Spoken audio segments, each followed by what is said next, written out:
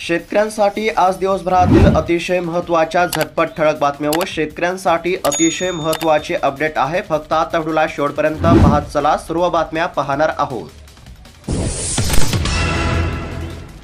शेतकऱ्यांसाठी महत्त्वाची बातमी, महाराष्ट्राला मुसळधार पावसाचा धोका, 13 जून ते 18 जून दरम्यान अतिवृष्टीचा इशारा, हवामान खात्याचा अंदाज। एकंदरीत जर पाहायला गेलं तर आता राज्यामध्ये 13 जून ते 18 जून दरम्यान अतिवृष्टीचा इशारा। बच्चू कडू यांचे अन्नत्याग आंदोलन सुरू, अंत्ययात्रा निघाली तरी मागे न हटण्याचा निर्धार। राज्यातील शेतकऱ्यांची कर्जमाफी करण्याची आता मागणी करण्यामध्ये येत आहे। बच्चू कडू यांचे अन्नत्याग आंदोलन सुरू।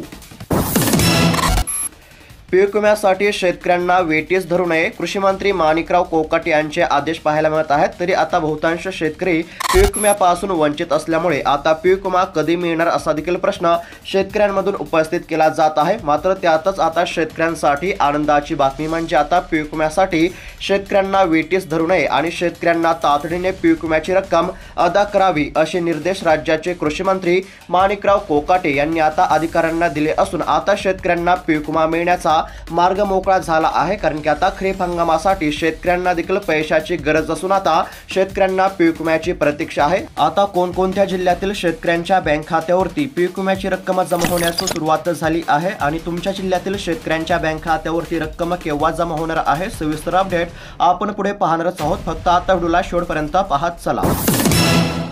कृषी पंप 2026 पर्यंत पूर्णपणे सौर ऊर्जेवर चालवणार, मुख्यमंत्री देवेंद्र फडणवीस यांची घोषणा पाहायला मिळत आहे। आता राज्यामध्ये कृषी पंप 2026 पर्यंत पूर्णपणे सौर ऊर्जेवर चालवणार असा मुख्यमंत्र्यांचा निर्धार। हेक्टरी 20,000 रुपयांचे धान बोनस, दिलासादायक अपडेट। आता राज्यातील शेतकऱ्यांना म्हणजेच की धान उत्पादक शेतकऱ्यांना हेक्टरी 20,000 रुपयांचे बोनस आता देण्यामध्ये येणार असल्यामुळे आता धान उत्पादक शेतकऱ्यांना चांगलाच दिलासा मिळणार। खरीपामध्ये जेमतेम 1.25 लाख हेक्टरवर पिकांच्या पेरण्या। एकंदरीत जर पाहायला गेलं तर आतापर्यंत राज्यामध्ये जेमतेम 1.25 लाख हेक्टरवर पिकांच्या पेरण्या पूर्ण। निधी वळवलेला नाही, बजेटनुसारच खर्च होत आहे। लाडकी बहीण योजनेवरून आता देवेंद्र फडणवीस यांचे स्पष्टीकरण पाहायला मिळत आहे। इतर कोणताही निधी लाडकी बहीण योजनेसाठी वळवलेला नाही असे प्रतिपादन। सोयाबीनच्या अनुदानित बियाणे वाटपामध्ये आता घोळ, 75 किलोचे आश्वासन असताना केवळ 66 किलो बियाणांचे वितरण होत आहे, शेतकऱ्यांची नाराजी। अतिवृष्टी बाधितांना तातडीची मदत, शासनाचा निधी वितरित, राज्य सरकारची माहिती। आता नुकसानग्रस्त शेतकऱ्यांच्या बँक खात्यावरती रक्कम जमा होण्यास सुरुवात झाली। घरकुलासाठी मोफत वाळू, केंद्र राज्य सरकारच्या धोरणामुळे गरिबांना दिलासा, 5 ब्रासपर्यंत मोफत वाळूचे वाटप सुरू। 3 लाखांवर लाभार्थ्यांनी केली केवायसी कडे पाठ, धाराशिव जिल्ह्यातील चित्र। तर शासकीय योजनांच्या लाभासाठी केवायसी करण्याचे आता लाभार्थ्यांना आव्हान। शेतकरी लागला आता पेरणीच्या कामाला, अनेक शेतकऱ्यांनी आपले शेत पेरणीसाठी तयार करून ठेवले असल्याचे देखील सध्या पाहायला मिळत आहे। आता राज्यामध्ये खरीप हंगामाची लगबग सुरू झाली असून शेतकरी आता पेरणीच्या कामामध्ये व्यस्त झाले असल्याचे चित्र।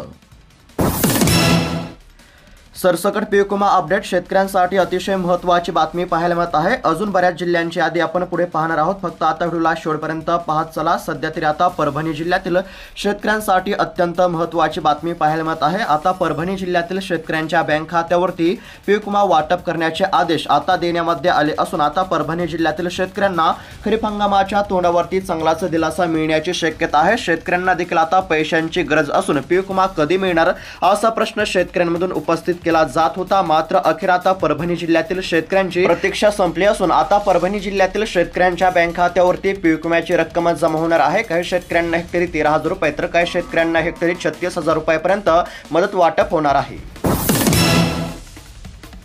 राज्यातील द्राक्ष बागायतदार यंदा पुन्हा संकटामध्ये, बदलत्या वातावरणामुळे घड निर्मितीवर होत आहे परिणाम, तसेच उष्णता नसल्यामुळे देखील परिणाम होत असल्याचे सध्या पाहायला मिळत आहे। त्यामुळे राज्यातील द्राक्ष बागायतदार यंदा पुन्हा संकटामध्ये असल्याचे देखील चित्र पाहायला मिळत आहे। यामुळे आता द्राक्ष बागायतदारांचे मोठे नुकसान होण्याची देखील शक्यता पाहायला मिळत आहे। बदलत्या वातावरणामुळे घड निर्मितीवर परिणाम होत असल्याचे चित्र। शेतकऱ्यांनो, पेरणीची घाई करू नका, कृषी खात्याचे आव्हान। 14 जून पर्यंत तापमानामध्ये वाढ, तुरळक पाऊस अपेक्षित नसल्याचा दिला इशारा। शेतकऱ्यांसाठी अतिशय महत्त्वाची बातमी पाहायला मिळत आहे। राज्यातील शेतकऱ्यांनी पेरणीची घाई करू नका असे आता शेतकऱ्यांना आव्हान करण्यामध्ये येत आहे। कृषी विभागाचे शेतकऱ्यांना आव्हान। महत्त्वाची बातमी, महाडीबीतून शेतकऱ्यांना अवजारे मिळणार. शेतकऱ्यांना दरवर्षी आता अवजारे दिले जात आहेत. अनुदानावरती शेतकऱ्यांना अवजारे देण्यामध्ये येत असल्यामुळे शेतकऱ्यांना अर्ज करण्याचे आव्हान. पावसाने उघडीप दिल्यामुळे मशागतीची कामे जोमाने सुरू. गेवराई तालुक्यामध्ये खरीप हंगामामध्ये कापसाचे क्षेत्र जास्त. सध्या जर पाहायला गेलं तर आता राज्यामध्ये अनेक ठिकाणी पावसाने काहीशी उघडीप दिली असल्यामुळे आता मशागतीची कामे जोमाने सुरू असल्याचे सध्या पाहायला मिळत आहे. सोबतच शेतकरी आता कामामध्ये व्यस्त असल्याचे देखील चित्र.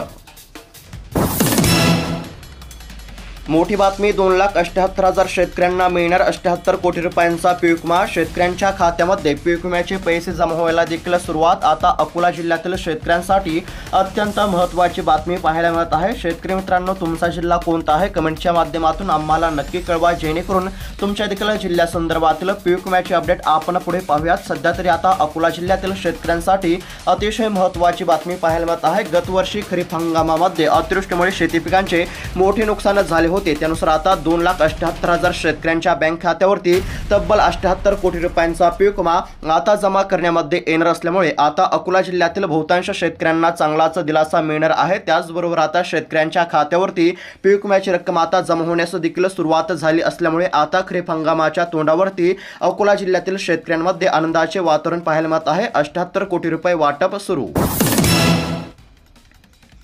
35,000 शेतकरी बाधित. सर्वाधिक कांद्याचे झाले नुकसान. नाशिकला किती नुकसान भरपाई मिळणार याकडेच शेतकऱ्यांचे लागले लक्ष. सध्या जर पाहायला गेलं तर आता राज्य शासनाद्वारे शेतकऱ्यांना नुकसान भरपाईचे वाटप सुरू झाले असून आता नाशिक जिल्ह्यातील शेतकऱ्यांना किती रुपयांची रक्कम मिळणार आहे याकडेच आता नाशिक जिल्ह्यातील शेतकऱ्यांचे लक्ष.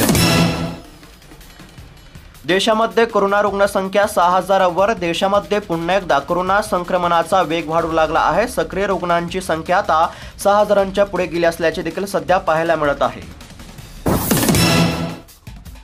शेतकऱ्यांनो, चिंता करू नका, मी तुमच्या पाठीशी. नुकसानग्रस्त शेतकऱ्यांना सुप्रिया सुळे यांनी दिला आधार. अतिवृष्टीमुळे शेती पिकांचे मोठे नुकसान झाले होते. शेतकऱ्यांना आता मदतीची गरज. इन्कम टॅक्स भरणाऱ्या लाडक्या बहिणींची प्रशासन घेत आहे शोध. सक्षम लाभार्थी कमी करण्यासाठी केले जात आहेत प्रयत्न. नावे कमी करण्याच्या हालचाली सुरू. सध्या जर पाहायला गेलं तर आता लाडकी बहीण योजनेसंदर्भातील अतिशय महत्त्वाची बातमी समोर येत आहे. इन्कम टॅक्स भरणाऱ्या लाडक्या बहिणींची आता प्रशासन शोध घेत असून आता लाडकी बहीण योजनेची पुन्हा एकदा पडताळणी सुरू झाली आहे. यामध्ये आता अनेक लाडक्या बहिणी अपात्र देखील ठरण्याची शक्यता पाहायला मिळत आहे. पडताळणी सुरू.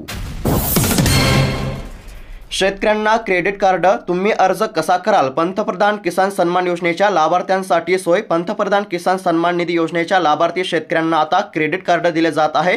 याद्वारे बँकांनी मंजूर केलेल्या कर्जातील पैसे गरजेनुसार काढण्याची सोय देखील झाली असल्यामुळे आता PM किसान योजनेच्या लाभार्थ्यांना चांगलाच दिलासा मिळण्याची देखील शक्यता. अतिवृष्टी मदतीसाठी प्रशासन सकारात्मक. जिल्हाधिकाऱ्यांकडून शेतकऱ्यांना आश्वासन. मूर्तिजापूर तालुक्यातील 8 महसूल मंडळापैकी 4 मंडळातील शेतकरी लाभापासून वंचित होते. यामुळे आता शेतकऱ्यांना नुकसान भरपाई देण्यामध्ये येणार असल्याची ग्वाही देखील देण्यामध्ये आली आहे. अतिवृष्टीसाठी आता राज्य सरकार सकारात्मक असल्याचे देखील सांगण्यामध्ये येत आहे. सोबतच आता जिल्हाधिकाऱ्यांकडून शेतकऱ्यांना नुकसान भरपाई देण्याचे आश्वासन दिले असल्यामुळे आता शेतकऱ्यांना नुकसान भरपाई मिळण्याची शक्यता पाहायला मिळत आहे. सध्या तरी आता मूर्तिजापूर तालुक्यातील 8 महसूल मंडळापैकी 4 मंडळातील शेतकऱ्यांच्या बँक खात्यावरती रक्कम जमा झाली असून अजून 4 मंडळातील शेतकऱ्यांना आता नुकसान भरपाईची प्रतीक्षा आहे.